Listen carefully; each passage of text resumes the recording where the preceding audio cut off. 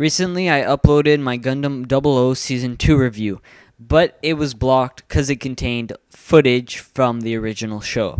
So, instead of uploading the review on Blip or Dailymotion, I decided to just upload it here, take away all the footage, keep the audio, and just put pictures. So sit back and listen. It's not like there's much to look at, and there's nothing I can do about it, so it's going to just be pictures. Enjoy! Alright, hey guys. Today I'm reviewing Gundam 00 Season 2. So if you haven't seen the first season or you're in the middle of watching Season 1, I wouldn't suggest that you watch this review because there might be spoilers. But anyways, if you haven't seen my review for Season 1, check it out. I'll leave a link in the description. And let's get started with the review, guys. Season 2 takes place 4 years after the events of Season 1. And a group known as A-Laws is formed.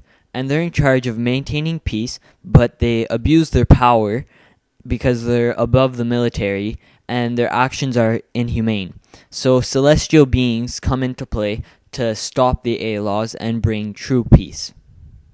We later find out that there's a third party manipulating both sides of the conflict. This party is known as the Innovators. So, the celestial beings now have to stop the Innovator. Personally, I found Season 1 to be much more entertaining than Season 2.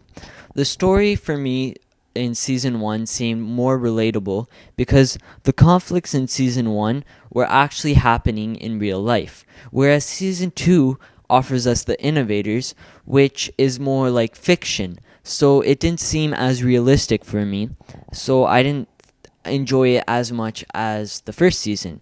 Since Season 1 was relatable, upon watching it, I asked myself many questions. I didn't ask myself many questions because of Season 2 didn't feel as realistic or relatable to me. Let's move on to the characters. In Season 1, we got to see the celestial beings get really developed, but we didn't get to see Tieria. Tieria gets more screen time in Season 2 and is much more likable. I didn't really like him in Season 1, but now I do enjoy his character after seeing Season 2. Some of the other characters were further developed in Season 2, especially Sumeragi, and I really liked her backstory. As we all know, Lock-On dies, and Lock-On was a pretty likable character. So then we get to see Lyle, who's Lock-On's twin brother, and his introduction sort of came out of the blue.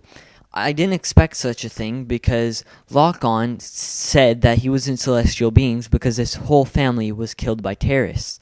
But then, no, it doesn't seem that way because he has a twin brother. I sort of felt like this was done just to please the fans, and I don't really mind because I actually did really like Lock-On, so it's like, oh, well, more Lock-On, I don't care, he's cool, so I'll just roll with it. There's an element in the plot that seemed to come out pretty often, and I thought this was a very good element that the creators tried to show us, and this element was war ruins relationships. It was obvious for Saji and Louise since they were on the opposing sides of the battlefield and you could really feel sympathy for these characters. But that wasn't the only relationship that was ruined. We learned that Sumeragi's relationships are ruined, Sergei's and his son's relationships are ruined, and I thought that what the creators were trying to show us, they did it efficiently and it worked really well. Season 2 takes place 4 years after, so the characters have grown, and it's obvious. They're more mature, they're more focused, they seem a little more serious about their actions in Celestial Being, as well as realistic in their point of views. And the characters seemed a bit more likable because they were more mature. Even animation-wise, the characters look older, which is pretty outstanding considering that you would think that it wouldn't be that easy to make the characters look a few years older. They did do it. In this version of the anime, they used more CGI, and the CGI was pretty impressive. They used it often on the battleships, and I thought it worked well, and it was really nice to see. So let's move on to music.